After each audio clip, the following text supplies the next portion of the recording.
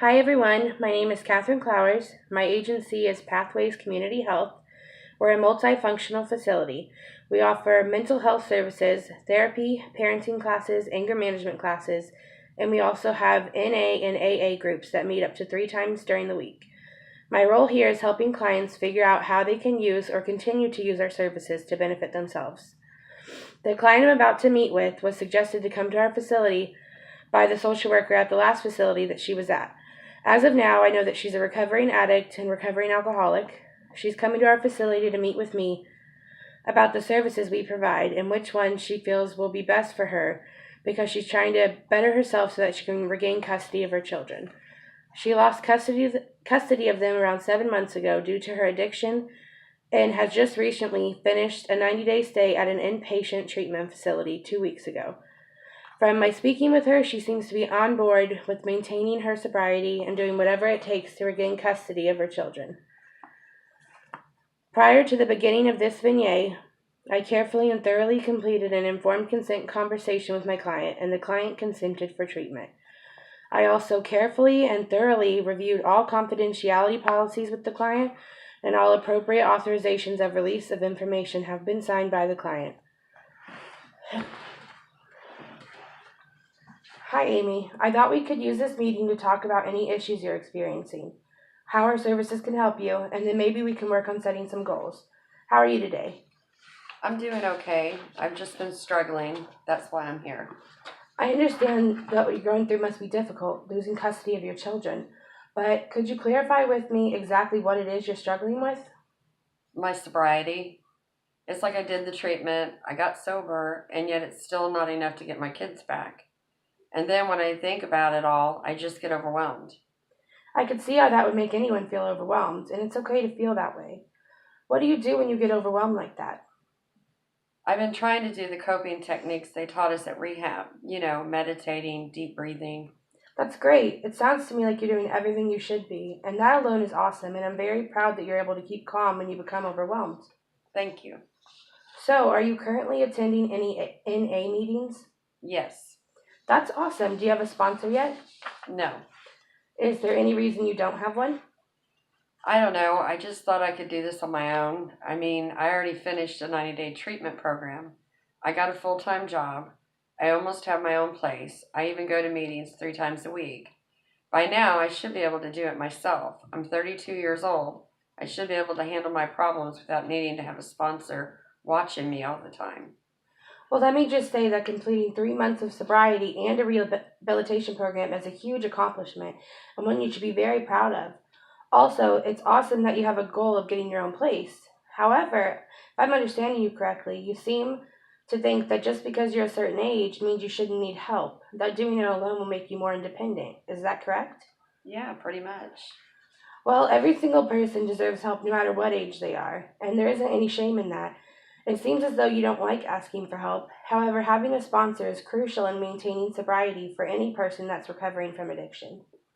I understand that. They told me that at the meetings. But I don't need a babysitter.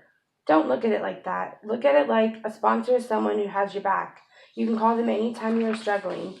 You know how you mentioned that you were becoming very overwhelmed earlier? Well, a sponsor is someone you can call that will help talk you through it if you feel like your coping techniques aren't helping enough. It's like having a friend who's been where you've been and understands what you're going through. I guess I never thought about it like that. You know what? You're right. How do I go about finding a sponsor? I'm glad you're seeing the benefits of having one. Well, you could always ask the leader of your meetings if there's anyone they have in mind who's been sober long enough that they could be a beneficial sponsor for you. Or if you want, I know a few people who have been sponsors for other people. I could give you their numbers and you could set up some meetings with them. I think I'll try asking my meeting leader if he knows anyone first, but I'll take those numbers just in case. Okay, I'll write them down on here for you when we're done. Okay, thank you. Not a problem. So you've completed a 90-day program, you're maintaining your sobriety, you're working full-time, and you're currently attending NA meetings 3 times a week. Again, these are huge accomplishments, which you should be very proud of. However, is there anything else that you feel like you could do that might be helpful in regaining custody of your children? I remember her mentioning parenting classes. I'm not sure if it was mandatory or not, but I guess it couldn't hurt to try it. That's a great idea. We actually offer parenting classes here. Yeah, but how much is it going to cost? Because I don't have a lot of money right now, since I'm saving up to move into my own place next month. It's $50. It's an 8-week course. However, we charge based on income here, so if you can provide us with paycheck stubs, you might not have to pay as much. Okay, 50 isn't too bad, but I'll definitely bring my paycheck stubs just so hopefully it'll be less. Great. I'll go ahead and give you our information sheet for parenting classes. That way you have it for future reference. Thanks. I also thought about seeing a therapist here. I saw one when I was in treatment and it helped me a lot. Is that something I can do here? Absolutely. What kind of insurance do you have? Medicaid. Okay, well, Medicaid should approve at least a few sessions to start out. Here's a pamphlet with information on our therapist here. That way you can pick which doctor you'd like to see before you call and schedule your first appointment. Thanks. I'll actually go ahead and schedule it before I leave today. That's awesome. I'm glad to hear that you're so on board with everything. Do you have any questions for me so far?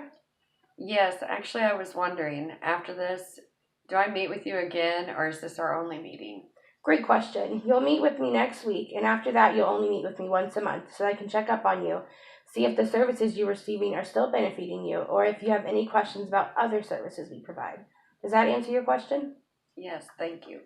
Do you have any more questions for me? Nope. Okay, Amy, it was very nice meeting you. I will see you again next Friday, same time. When you come in next week, though, I'm hoping you have already scheduled your first therapy appointment, scheduled your parenting classes, and found or at least are actively looking for a sponsor. For now, I wrote those numbers for you on this paper, and I look forward to seeing you next week. If you have any more questions, don't hesitate to call me. I wrote my number and extension on that paper as well. Again, congratulations on your sobriety. Keep up the good work. Okay, thank you so much. You were a big help. Not a problem. Have a good day. Thank you, you too.